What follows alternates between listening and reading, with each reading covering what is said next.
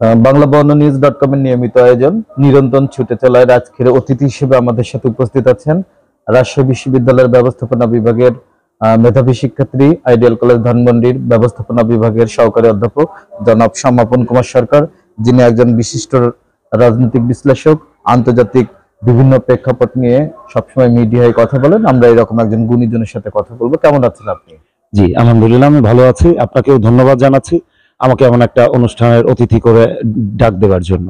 বাংলাদেশের রাজনীতিতে একটা অন্তর্বর্তীকালীন সরকার গঠন হয়েছে। এই অন্তর্বর্তীকালীন সরকারের গঠনের পর থেকেই বিভিন্ন রাজনৈতিক দল নির্বাচনের জন্য অন্তর্বর্তীকালীন সরকারকে চাপ দিচ্ছে।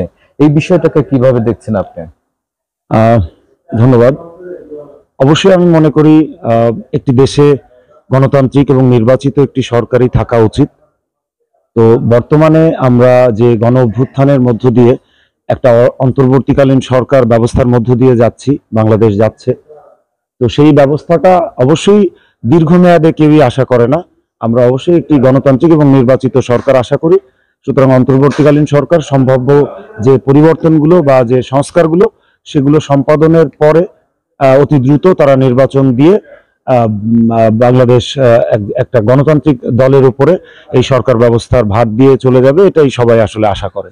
অন্তর্বর্তীকালীন সরকারের পক্ষ থেকে সংস্কারের প্রস্তাব দেওয়া হয়েছে এবং সংস্কারের জন্য বিভিন্ন কমিটিও ঘোষণা হয়েছে। আপনি কি মনে করেন যে বাংলাদেশের যে রাজনৈতিক যে প্রেক্ষাপট, সেই প্রেক্ষাপটের ভিত্তিতে সংস্কার করাটা খুব জরুরি? অবশ্যই সংস্কার করা অবশ্যই জরুরি। কেননা আপনি জানেন যে ৭১ সালে আমরা একটা স্বাধীনতা যুদ্ধের মধ্য দিয়ে গিয়েছি।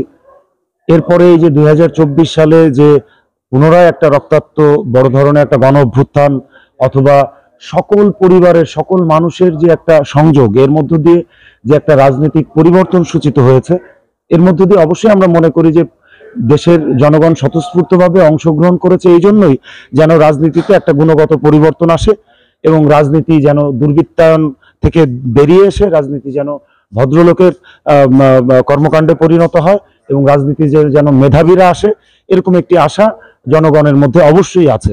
বাংলাদেশের সকল জনগণ এটা আশা করে।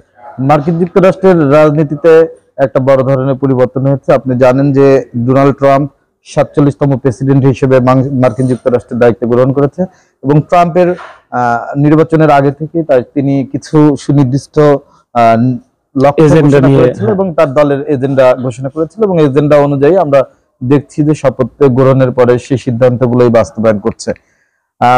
ডোনাল্ড ট্রাম্প বলেছে যে তারা ডব্লিউএইচ থেকে বেরিয়ে যাবে এবং অলরেডি সেটা নির্বাহী আদেশে সে স্বাক্ষর করেছে। আপনি কি মনে করেন যে ডোনাল্ড ট্রাম্পের এই সিদ্ধান্ত বিশ্ব স্বাস্থ্য ব্যবস্থার একটা বিপর্যয় ডেকে আনবে? বিপর্যয় ডেকে আনবে কিনা বলতে পারছি না, তবে অবশ্যই একটা মানে প্রভাব থাকবে। কেননা আমেরিকা এতদিন পর্যন্ত বিশ্ব স্বাস্থ্য সংস্থা, এছাড়াও জলবায়ু তহবিল ইত্যাদি অত্যন্ত গুরুত্বপূর্ণ বেশ কিছু সেক্টরে সবচেয়ে বড় দাতা বা সবচেয়ে বড় অনুদান প্রদানকারী হিসেবেই পরিচিত ছিল। তো আপনি জানেন যে ডোনাল্ড ট্রাম্প উনি শপথ গ্রহণের পরপরই একটা ঘোষণা দিয়েছেন যে জলবায়ু তহবিলে আমেরিকানরা যে পরিমাণে অর্থ দান করত সেই অর্থ উনি আর দান করতে চাচ্ছেন না। তো তারপরেই দেখা গেল চীন এমন একটা ঘোষণা দিয়েছে যে জলবায়ু তহবিলের বর্তমানে আমরা সর্বোচ্চ পরিমাণেই ত্যাগ স্বীকার করব বা সর্বোচ্চ পরিমাণেই দান করব জলবায়ু তহবিলে।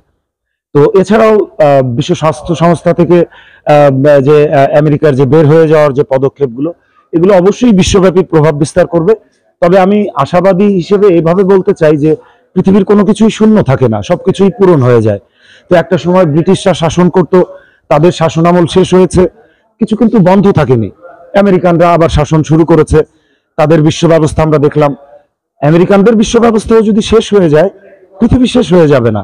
অবশ্যই নতুন বিশ্ব ব্যবস্থায় চাইনিজরা সামনে চলে আসবে অথবা রাশিয়ানরা সামনে চলে আসবে, এই আশাবাদ আমরা ব্যক্ত করতেই পারি।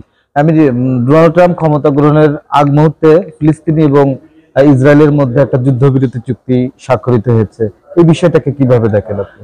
আমি মনে করি ডোনাল্ড ট্রাম্প প্রেসিডেন্ট হিসেবে এর আগে একবার এসেছিলেন, উনি দ্বিতীয়বার যখন এসেছেন এর আগে থেকেই উনি বলছিলেন যে আমি যদি ক্ষমতায় যাই আমি ২৪ ঘন্টার মধ্যে রাশিয়ার যুদ্ধ বন্ধ করে দেব।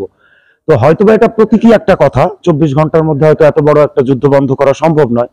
তারপরেও তার কিছু দৃশ্যমান উদ্যোগ আমরা দেখতে পাচ্ছি, যেমন এতদিন ধরে আমেরিকানরা যে পরিমাণে আর্থিক সাহায্য এবং যুদ্ধাস্ত্র দিয়ে ইউক্রেনকে সহযোগিতা করেছে, সেই জায়গা থেকে কিন্তু তারা সরে আসছে। এবং যদি আমেরিকানরা ইউক্রেনকে সহযোগিতা করা বন্ধ করে, আমার মনে হয় এই যুদ্ধ আর খুব বেশি দিন স্থায়ী হওয়ার সুযোগ নেই।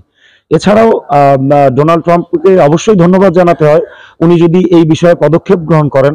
অলরেডি দৃশ্যমান আমরা যতটুকু দেখেছি যুদ্ধবিরতি ইসরায়েল এবং ফিলিস্তিনের মধ্যে, শুধু এটুকুই নয়, উনি একটা ঘোষণা দিয়েছেন যে বর্তমান যে ডোনাল্ড ট্রাম্প প্রশাসন গঠিত হবে, এই প্রশাসনের উদ্দেশ্য পৃথিবীর কোথাও যুদ্ধ লাগানো নয়, বরং যে যুদ্ধগুলো চলছে চলমান সেগুলোকেই বন্ধ করা তার প্রশাসনের একটা বিশেষ গুরুত্ব বহন করবে। সেই জায়গা থেকে দৃশ্যমান দুই একটা উদ্যোগ আমরা দেখছি এবং আমরা আশা করতে পারি যে ভবিষ্যতে উনি হয়তোবা প্যালেস্টাইনকে আলাদা একটা রাষ্ট্র হিসেবে মর্যাদা প্রদানের ক্ষেত্রেও ভূমিকা রাখবেন। জলবায়ু পরিবর্তনের যে বিভিন্ন সুনির্দিষ্ট চুক্তিগুলো ছিল, আমেরিকা সেই চুক্তি থেকে বেরিয়ে আসার চেষ্টা করছে। আপনি কি মনে করেন যে কারণ জলবায়ু পরিবর্তনের কারণে আমাদের মতো উন্নয়নশীল দেশ ক্ষতিগ্রস্ত হবে? অবশ্যই। সেই ক্ষেত্রে মার্কিন যুক্তরাষ্ট্রের এই সিদ্ধান্তটাকে আপনি কতটুকু যুক্তিসঙ্গত মনে করছেন? দেখুন, মার্কিন যুক্তরাষ্ট্র বেশ কিছুদিন থেকেই পুরো বিশ্বকে শাসন করছে, বিভিন্ন তাদের কথাই বাকি বিশ্ব শুনতে বাধ্য হচ্ছে। এমতো অবস্থায় আমরা দেখতে পাচ্ছি চীন কিন্তু অর্থনৈতিকভাবে আমেরিকাকে টেক্কা দিয়ে প্রথম সারিতে চলে আসছে, বা দ্বিতীয় থেকে হয়তো প্রথম অবস্থানেও চলে যাবে। এবং আমেরিকানরা সারা বিশ্বে যত ধরনের সাহায্য সহযোগিতা বা যুদ্ধ অস্ত্র প্রদান করা ইত্যাদি ক্ষেত্রে দেখা যাচ্ছে যে আমেরিকান রাজনীতিকদের মধ্যে বা সাধারণ জনগণের মধ্যে এই ধরনের বাংলা নিউজ 21 চেতনায় সত্য প্রকাশে অঙ্গীকারবদ্ধ।